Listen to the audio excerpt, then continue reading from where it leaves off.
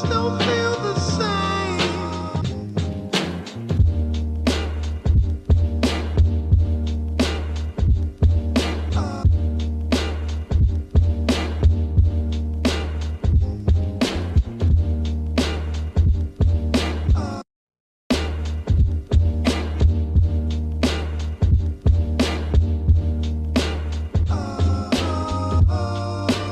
Just don't feel the same.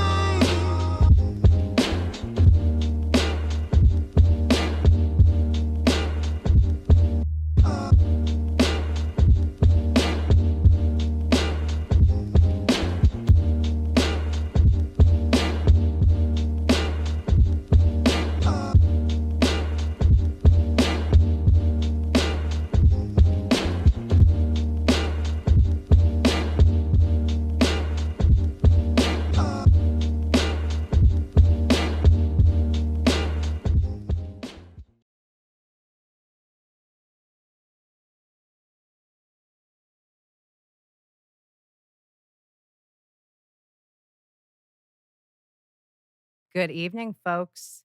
Here we are, our next episode of Coming Up Comic. Today's a special day, and that's because we are sponsored today. Got to give a shout out to Heey Neighbor for our special guest, Rovaughn Hill. Bang, bang. Happy Black History Month. Hey, neighbor. What up, y'all? Thank you for Hey, coming. Kelly. Thanks for having me. I'm excited to be here in this fancy schmancy. So, Rovaughn. So, Kelly. So happy you're here. Let's start with, how long have you been doing comedy? This will be going into my 7th year. 7th year. 35th best open mic comedian. Blip, blip. So let's talk about, when did we first meet, Rovaughn Hill? What was it? Do you recall? Was it before the pandemic or after the pandemic? After. When was the time we was riding in your new truck? Okay. Well, that was the time I met you at Kedzie Inn. Okay. But before that, I had seen you perform in that parking lot across the street from the Lincoln Lodge by the Robin Williams mural. Yeah. Oh, yeah. I had seen you perform the first time. R.I.P. Yep. And then I saw you at Kedzie and we talked, and that was the time I gave you and Emily a ride. And the new backseat. That's right, in the brand new Subaru. We will funk you up. That's what we're trying to say. We will funk you up. We're trying to get you to baptize the back seat. Don't worry about it. That was when Emily blew out her flip flop. Oh yeah. On her way to save more. You guys rode on that swing. Too fat. It was a wild night. Did you grow up in Chicago? Yes. You asked that like we was in court. Was you there the night of the robbery? So yes. Tell me. Yes, I did grow up in Chicago. Now I grew up in Cabrini Green, and I moved to the south side and moved further out south. So I'm all over. Then I live west. Now I live north. Bang, bang. Bang, bang. South side, Chicago. So what was it like for you growing up? Like, what was your family dynamic? Well, first I moved. I was living with my mama in Cabrini. Then I got kicked out at like 8 or 9 for wilding. And then I had to go move with my dad. For wilding? I was in these streets, cuz. Naughty boy. No, I wasn't naughty. I was surviving. My mom was on crack, and my brother was 5, so he had to eat. So I had to steal, and then she was out in the streets, so I was out in the streets. And then somehow or another, it was a problem with me being out in the streets because I was a kid. But she did the right thing. I had to go with my dad. I'd probably be dead or in jail. I didn't. So how was it with your dad? It was cool. It was a big difference because I went from being grown to like being a kid. And well, it was too late for me to be a kid at that point. You know, shit was there, and it was real religious, and I wasn't with that neither. What was life like when you got into high school and then after? Regular high school shit. Football, out, Um, bowling, hustling, regular hustling, a lot of sports, hanging out. No shit, nothing too crazy. Was working, had to work. My dad had a landscaping service, and I worked there. Then my stepmom had a catering service. So I went from the landscaping all day to the catering at night. So I pretty much goddamn slave in that motherfucker. Nah. But it was But pretty working good. hard Yeah. at a young age.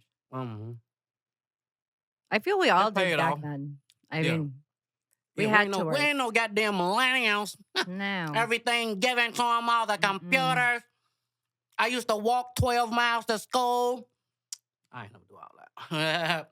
I ran though. I did run a couple times to school. Missed the bus and shit. Had to run all the way to school, but I was young then. It felt good. Now I can barely catch the bus when it's 2 minutes away. Hold the bus. What high school you went to? I went to Jacobs in Algonquin, Oh shit, in the suburbs? in the burbs. Oh boy, how was that? I never even heard of that school before. I know, it it was Catholic school? it was girl? it was pretty basic. I was in Catholic school until grade school, but then middle school I went to public. But when I was in high school, my parents were getting divorced, so it's like there Oh. wasn't a whole lot of attention Oh on yeah, you was running what. wild. Well, I really wasn't. I was a pretty good girl in high school. Oh, you waited to And then college? and then after high school, I got a job in the real world and just entered life. Oh yeah, what you want to be? I wanted to be a teacher, but I ended up being a banker Oh. by mistake. What do you mean by mistake? Did you walk into the wrong classroom? No, I just walked into this job. They hired me, and next thing you know, I'm a banker. And 25 plus years later, I'm still doing it. Bang bang. Yeah. And now you're doing this. Coming Up Comic, sponsored by Heey Neighbor. Bing. Hey, neighbor. So you were in the military. Oh yeah. I don't know if a lot of people know that about you. USA. You know, I get America. scared when I hear a whole bunch of white people chanting USA. You know why? Racist. Not my America. But no, I was in that motherfucker 4 years, loud and proud. What branch? The Navy. The Navy. You know, in the gay Navy. ones. The gay ones. In the Navy. And I didn't even know that till I got out. I'm like, damn, we were supposed to be gay. So they was Whoopsie. they was taking up. They was announcing it. I don't know. I just figured everybody was gay. I didn't know it because we was in the Navy. But you made it out. So you were in the military for 4 years. Mm-hmm. When you got out, what'd you do next? First, I went back home for a second, for about 6 months, living with the family. I'm like, And then I think I had went to see if I was gonna be a goddamn sheriff. I'm like, I ain't been no motherfucking cop.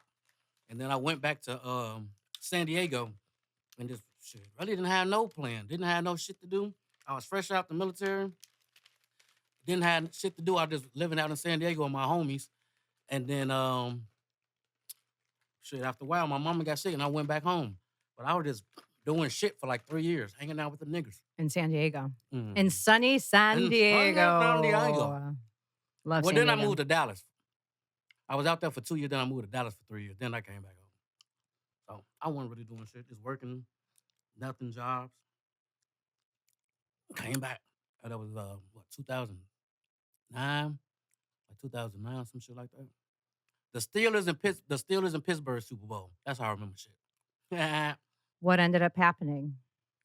Well, what, the Steelers in Pittsburgh, it was a last second play. The Pittsburgh Steelers, Ben Roethlisberger threw it to Santonio Holmes in the corner in the end zone. Bam.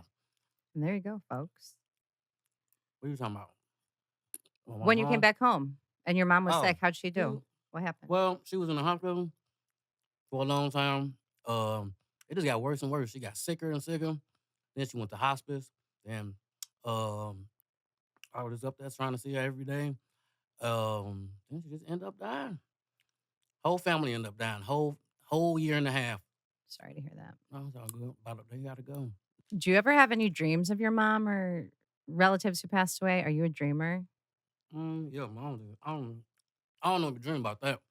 That'll normally come in a daydream or if I see somebody on the street that look like them. Mm-hmm.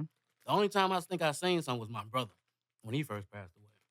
It was kind of like I seen some kind of something, and it seemed like he was talking to me. And that's the only, like before that, you know how people be like, oh yeah, I'll be talking to, I'm like, you're not talking to dead people. That was one of the few times I saw some shit like that. I'm like, oh, this must be what they talking about. Damn. And I ain't never seen it again, but I saw something. I was like, oh shit, I'm in that freaky zone. And what was it Mhm. that you saw? I know it was just like, it just felt like he was directly talking to me, and like I can see like a silhouette a little bit, like see like his face. It was that one time though, and it ain't happened since. So And sometimes that's enough just to know that there's something more. There's something on the other side, in my opinion. mm-hmm. From my experiences, it just reinforces that there's something more. Yeah, I mean, it definitely give you I guess it's just like your insight. Because every single thing you kind of like, oh yeah, I'm doing it for this. It give you something to do it for. And then it's kind of just ingrained in you. But yeah, just to think about that should be, yeah, it was wild. It was wild out. It's wild. Take me through the years after that and what brought you to comedy. Well, And that happened when I was in comedy. oh, it did? So this Mhm. was, you said 2009-ish? That's when I came back. That's when you came back. Everybody ain't started dropping dead till like 2017. Gotcha. And then like my grandmama went, but she was 92. She was ready to go. Then like 2 months later, my uncle died. Then like 6 months later, my mother died. Then like 4 months later, my brother died. So this was like 2017, like that type of year and a half. So I was already in a comedy a little bit. So how did that affect your comedy? Were you able to still do comedy? Did you take time I still off? was outside every night. Same thing. That's what I was pushing for. That's when I made my mark in comedy. I was outside every night, 2-3 times a night. Well, sometimes more. I never really stopped. I mean, what else did I have to do? If I sat down, I thought about it too much, so I never sat down for like 2 or 3 years. And that's what made me the 35th best comedian in the city. You're a huge fixture on the Chicago comedy scene. Everybody knows you. Everybody loves you. Tell me about that. How does it make you feel? What does it mean to you? It keeps my undercarriage wet.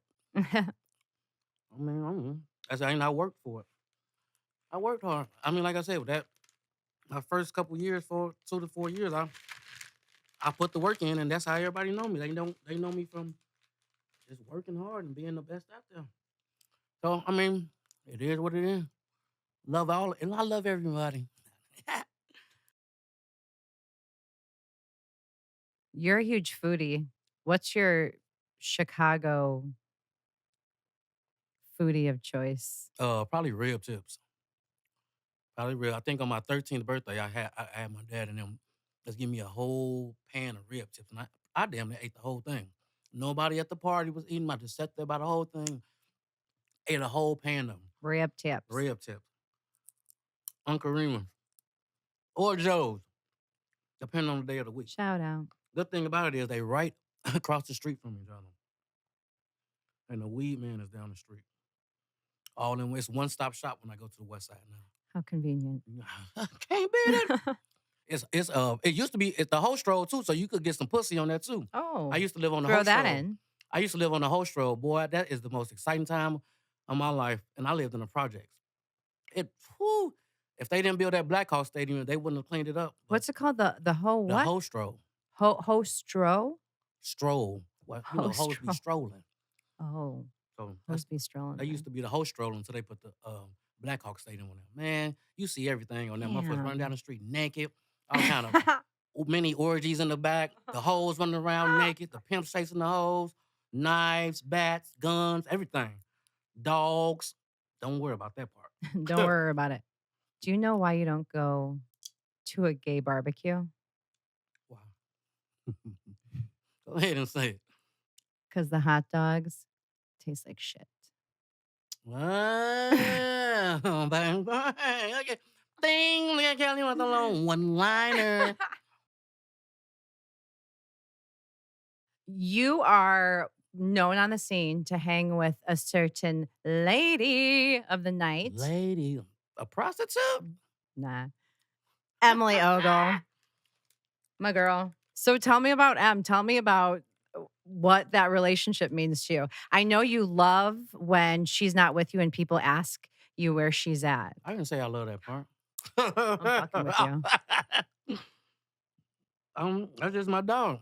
We met was it 17, I think, at Live One. We just been hanging out ever since. First 2 years, we never even talked about comedy. And that was it. Was she was doing comedy at that time too, but you guys didn't talk about it. Well, You we was just hung doing out and we was doing comedy. I mean, we was doing comedy, but you weren't but talking we about weren't it. talking about it. We never talked. It was a rule in the house. Don't talk about it. So for 2 years, we didn't talk about it. We just started talking about it like 2 years ago. Why was it a rule not to talk about it? We just well, back in the day, back, back in the Back in my day, back day. in my day. Well, when I first started, the rules was first off, you don't come around telling your bits. So no bits telling. So that was a rule. And then when you just hanging out, we just hanging out. And that's just my dog. So it's like we was following all the comedy rules. We just want to learn to talk about comedy. I mean, we did. So we didn't talk about it. You guys recently were in Austin. Bang, bang. Shout out to old girl on 7th Street. Uh-oh. 7. I'll be back. Old girl on 7. Mm-hmm. Yeah, we was in Austin. We did we had a couple shows. We caught up with some of the gang. Shout out Sam Pricky. He got us on the mothership. We ran the Matt, Banward. Who else was down there? Adam, Crochetti, little small dude. I forgot his name. Damn. But no, we did some shows, rocked some shows out, mics, party, regular shit. Nice. Didn't wear coats. Most importantly, Jelly. didn't wear coats. I throw that in for all you Chicago people. I don't know when it's gonna come out, but just know that it was hot down there and cold here. So as this comes out in July, I'm talking about January. Yeah. They got a time date. Yeah. It'll be interesting to see when this thing gets out. Who knows? I'm excited that this thing is coming out. Coming up comic with Kelly McGee. Kelly McGee. It's taken a while, but we're here now. Well, it's the journey. We're having baby. a really good time. She's enjoying the And process. I like the journey. Mhm. You and I have talked about this. We're journey people. We're journey people. We really enjoy it. We I like have to been. bring the fun. Mm-hmm. Hell yeah. That's one thing about it. You got to enjoy the journey, man, because it's a long one. Yeah. I realized Trust recently the process. I have a good long game. Oh, that's what he said. But no, you do have to be patient and really believe in what you're doing. And I believe you can manifest it. We've talked about this too. Manifesting is real. Mm-hmm. We've talked about this many times. We've talked about our hopes and dreams, but it feels good to keep at something and get to this point finally. But we'll see what happens. Yeah, no, I'm excited. You keep on working. We keep working. Yeah, everything we talk about coming true, you know? And that's what it's all about. You got to just stick to the grind and don't give up. And like you say, put it out there. And then you just got to put the work behind the thoughts. And once that happens, bada boom, bada bang, you got coming up Hey, comedy. you got it. Hey, man. Hey, neighbor. Well, let's talk about Hey Neighbor. Let's really get the full spiel. And yes, it is winter right now, but I'll tell you what, there's nothing better than those summer, fall months out on the patio at Power Hour, just having your food, Mhm. having a smoke, having a drink, listening to some comedy. It's so much fun. Bang, So, bang. No, it's our shit. We came up with it. We was at the Lincoln Lodge. Ended up better because we ended up going to Power Hour. So we've been at Power Hour for like almost a year now. I don't know how long we've been there. longer than that, I think. Yeah, maybe longer than that, like a year and a half. And we At just the American Legion, cooking the best Bucktown, chicken in the food. Oh yeah, American Legion, Bucktown. Come on through every Friday. Power Hour. 8 o'clock Power Hour. My thing is I want to do something on Vice where we go around, sample food, do comedy, drugs, alcohol, and put it all together. You know, as in one type of thing. You know, be having all them shows on Vice and shit, and I want that to be our shit. So we started at we had Crack Mama's Crack Kitchen Mama's before then, Kitchen. which We'll be coming back. We got to get you on there.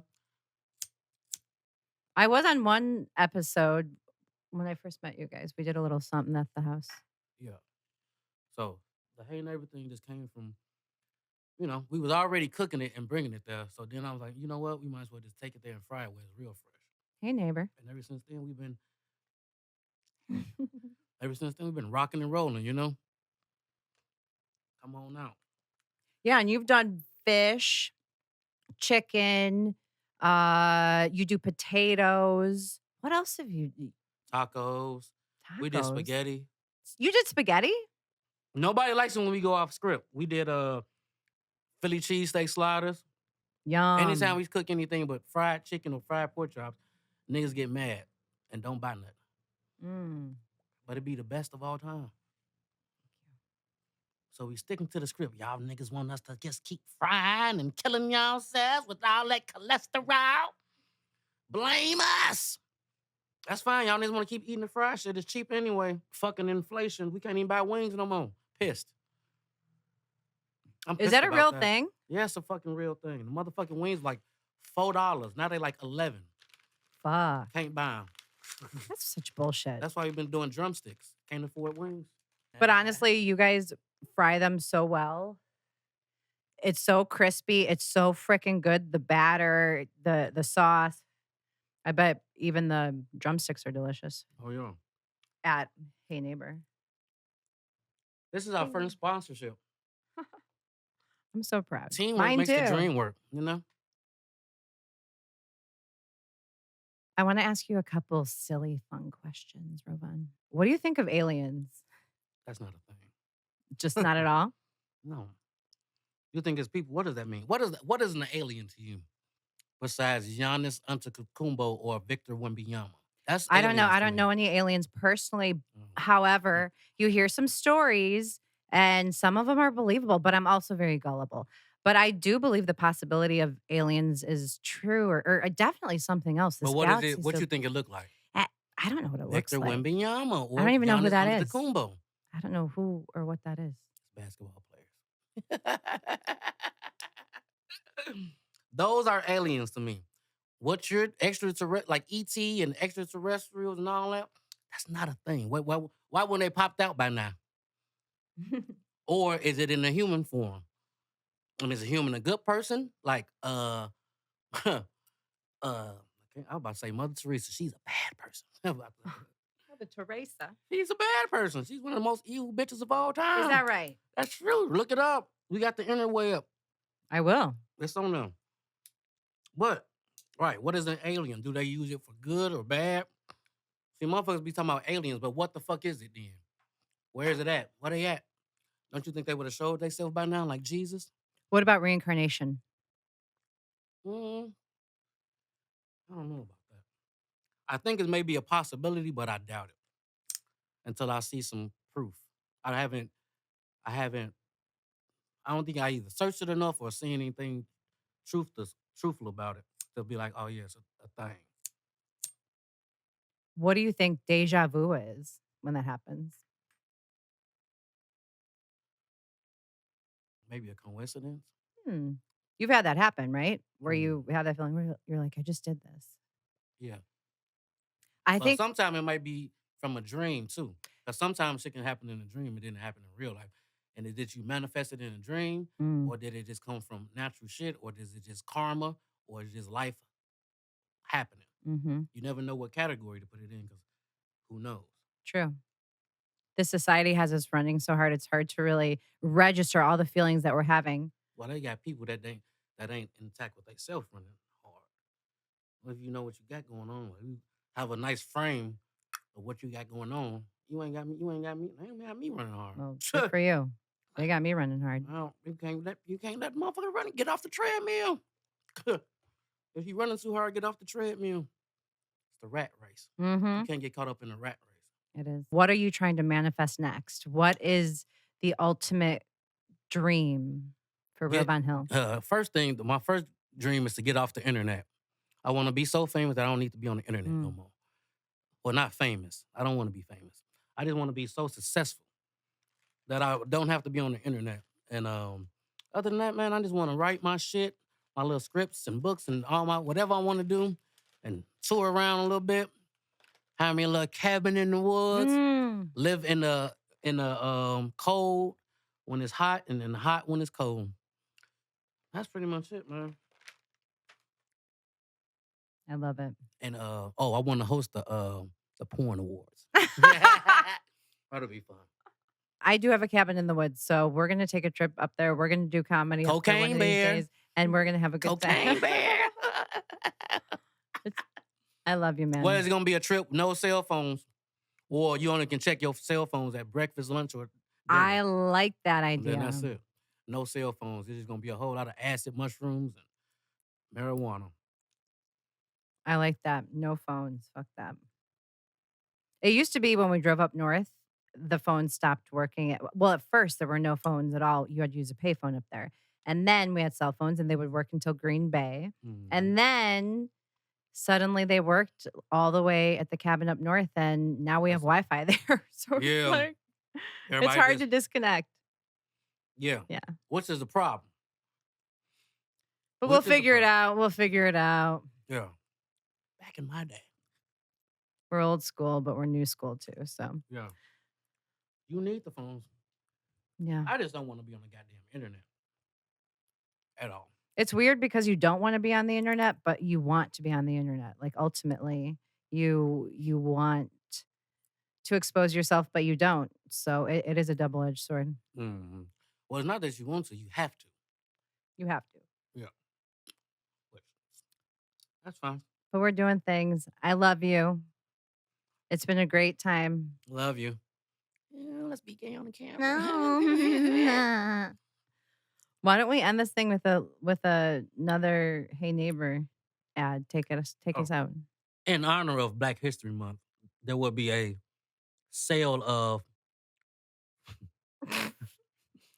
a plus size of $2 at Heey Neighbor for all fried chicken, but only for white folks.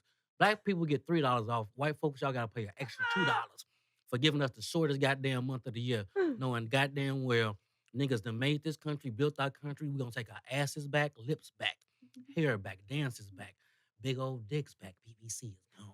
We taking every rap back. We taking all our shit that we brought over here to y'all white folks. Watermelon, Obama, Donald Trump. We taking all our shit back, and we going back to Africa. And that wraps up this episode of Coming Up Comic. Cheers. Bang bang. Hey Neighbor. Bang. We did it.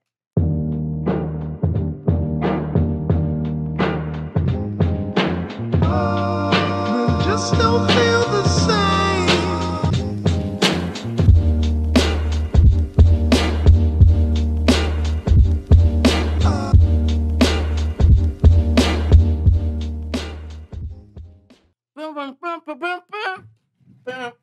If you want the best fried chicken in Chicago, come on down to Heey Neighbor. I think we must had a customer. I think her name was Kelly McGee. She came by. She tried the chicken one time.